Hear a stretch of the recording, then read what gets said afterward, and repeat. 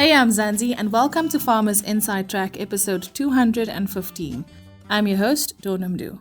Now, operating a successful agribusiness in South Africa is hardly ever restricted to one person.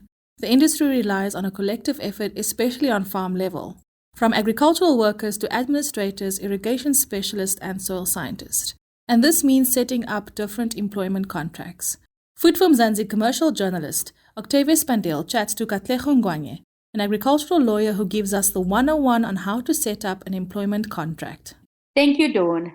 Katlego Ngwane, legal consultant and owner of Katlego Consultancy. Thank you for joining us on Farmers Inside Track. So let's kick it off with the first question. Putting together an employment contract can feel intimidating. What are the different terms that an employee and employer need to be aware of when it comes to employment contracts? Hi, Octavia. I think what's important and where we need to start is the fact that we've got two pieces of legislation that regulate employment contracts and what's supposed to be in it. Those are the Basic Conditions of Employment Act and the Labor Relations Act. So if one does not know specifically what they want to put in a contract, they can rely on these two pieces of legislation to guide them in terms of what are the rights of employers and what are the rights of employees, and the responsibilities and duties that each party has to one another. In terms of the terms that you put in, a basic contract obviously would include things like what is the role that the person is going to play that has to be stated in the contract, what that role entails in terms of their duties and responsibilities in their work. If we're talking about females, then there must be a clause about maternity leave and how long a person can be on maternity leave. And then obviously just general leave, conditions of when leave applies, how long you have to have worked in a place to acquire a certain amount of days, and so on and so forth. I think in the agricultural space, the contracts, employment contracts differ a little bit in that, we have to be specific to the sector. So of course one can have a general one, but in agriculture, you find that you have to be a little bit more specific to what that person is doing, because different people have different roles on a farm, for example. So it can never be a general contract where you have one contract and it fits all. That wouldn't work. So sometimes there's just a situation signing a piece of paper as a contract. Can you share the key tips of what makes an employment contract valid, things farmers and farm workers need to look out for? So, any piece of paper that you sign, whatever's written in it and you sign it, that is an agreement in itself. But obviously, you can't put in things there that are, first of all, impossible to do or are illegal. That would be the first two things that you can't put there, that somebody has to work for you 24 hours. It's illegal and it's impossible. So it has to be practical to the particular circumstances that we're talking about. A lot of agricultural contracts, for example, will have terms about, where somebody lives. If you live on the farm, it tends to have a part about your accommodation, who can live with you in that accommodation, and you sign and agree according to that. Obviously, your salary is important as well. That is stated, whether you work per hour or you put it as in like somebody earns 100 Rand an hour or X amount of 1,000 Rands a month. And what does that mean? So that has to be very clear. It's very important that all contracts, employee contracts, any type of contract has to be very specific and clear about what is the expectations, because we will rely on that contract should there ever be a dispute between employers and employees. And then also important to talk about what happens if we do have a dispute. So what happens if you don't come to work for 5 days? What are the consequences of that? That's important for it to be in that contract, to talk about what happens if you are sick. Is there an expectation that you will hand in a sick form, a doctor's note after 3 days or not?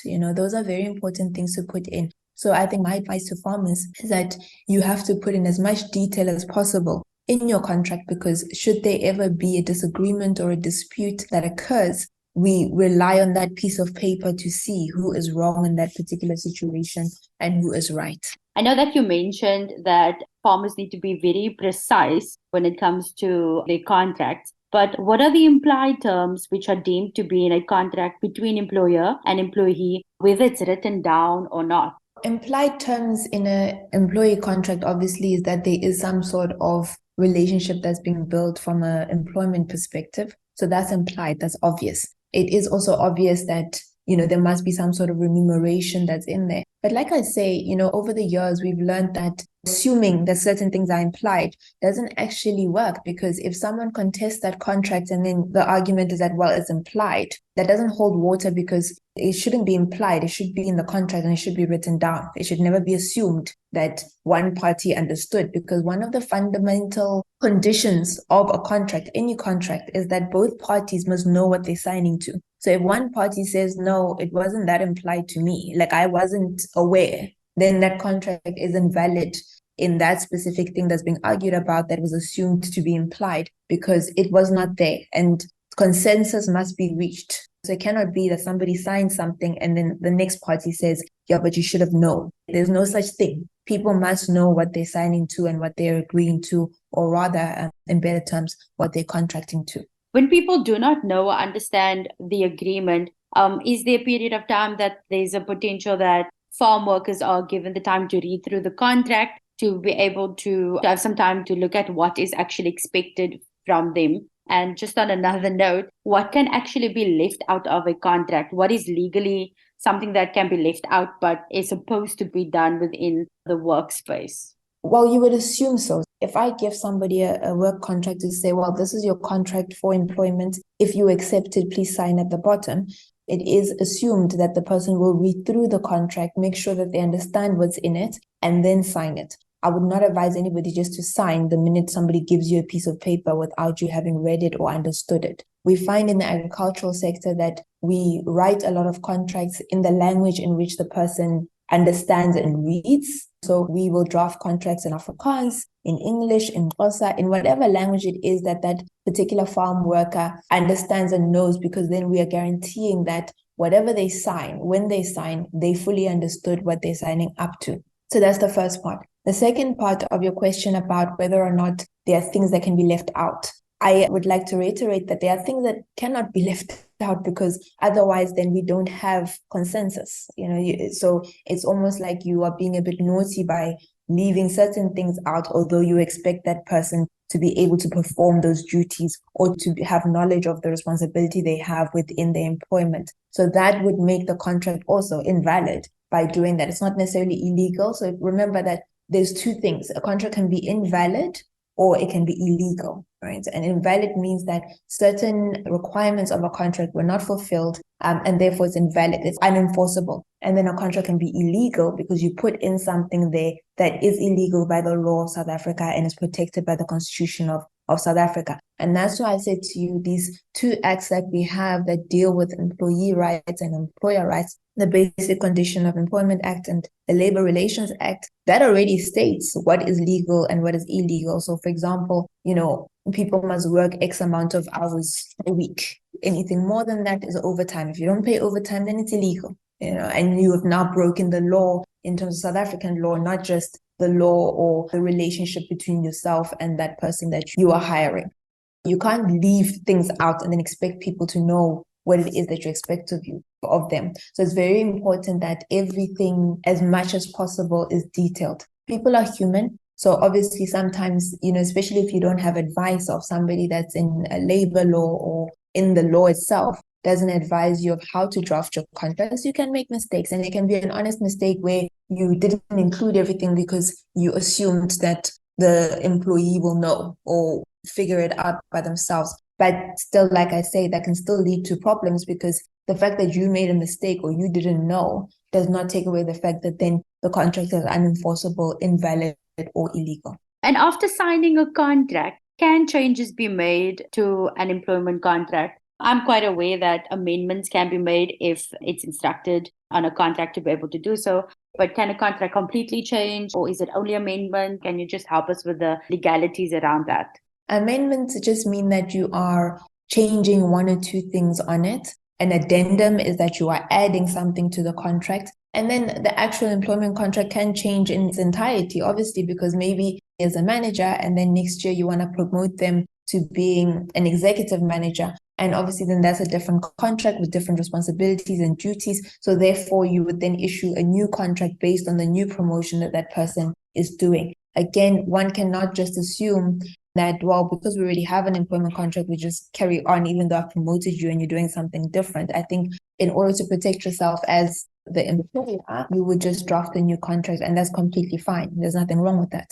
You are just engaging again on other terms. If someone is promoted and they don't get a contract and they continue working within the field, but within a promoted or managerial position, isn't that alarming? Someone should obviously question that. They don't have a new contract. So you answered the question. And my final question to you is, do you have any advice to farmers or farm workers regarding any final words regarding contract, something that we haven't covered today? What's important, just to answer you again a little bit more, to expand on the previous question, when someone then doesn't get a new contract but is promoted and is doing a new role and is earning maybe more money, that is implied then that there is a contract. Because remember, verbal contracts are contracts as well. So that would fall into the verbal contract space. And that's also fine. You can continue like that, but it is still dangerous, because if a dispute happens, how are you going to prove it? Because now it's your word against someone else's word, and both of you decided that you did not put anything on paper. So that's very dangerous. It's not impossible. It happens all the time. A lot of people do that, where they'll hire somebody off the streets and say, come work in my house, I'll give you 50 rands a day. That's a verbal contract. And if indeed I give them 50 rands a day and they're actually there at my house working every day, then we have a contract in place. Except the reason why we want written contracts instead of verbal agreements is that then should there be a dispute, we can argue on paper and not me versus the other person, my word versus theirs, because then it's very difficult to resolve the dispute if we have no proof of what either is saying. So verbal contracts, they do happen, and it does happen, but I would definitely say, please don't do verbal agreements. Everything must be written down. Whenever there's a change in the relationship, or there's a promotion, or whatever, the employee asks you for a favor and says, can I start working 6 hours instead of the 8 hours a day? Then write it down to say, on this and this day, we agreed that we're going to minimize your time to 6 hours for this reason, and therefore your remuneration is less, or whatever the case might be. So that's important, and it also goes into one of the tips that I would give farmers, that please, be clear. And also remember that the requirements of a contract, a valid contract in terms of a written one, is that it has to be an offer. So obviously, employer offers the job. The employee has to accept it. So that's the second part, acceptance. And then there's consideration, so thinking, accepting, understanding what you're getting into. There must be intention between both parties to create a legal relationship between each other and what they're going to do. And then authority meaning that the farmer or the employer has the authority to hire that person, and that person has capacity, which is the sixth element, has capacity to enter into such an agreement. So a good example of that is that I cannot enter into a contract with a 13-year-old. They do not have capacity. They need to be 18 in order to enter into an agreement like that. And then certainty meaning that, we both all agree and understand what are the expectations from both sides, and both parties are happy with it. So if farmers and farm workers keep all of this in mind that I've just mentioned, then the relationship should be smooth and easy to manage, because we all understand what we are doing. Thank you so much for joining us here on Farmers Inside Track, Katlego. It's always a pleasure to have you with us. Now that's a wrap from me, Donumdu, Octavia Spandiel, our producer Megan van der Vent, and the rest of the Food For Mzansi team. Have an absolutely amazing week. Bye for now. Life in South Africa can be a lot. Scroll through Twitter for a minute and tell me I'm wrong. Thank God for South Africans though, right? We're inspiring, and even on the bad days, we fight back with a smile. That's why I love Food For Mzansi so much. They're not ashamed to celebrate the ordinary unsung heroes who work every day to put food on our nation's tables. Go to foodformzansi.co.za and never miss an inspiring story.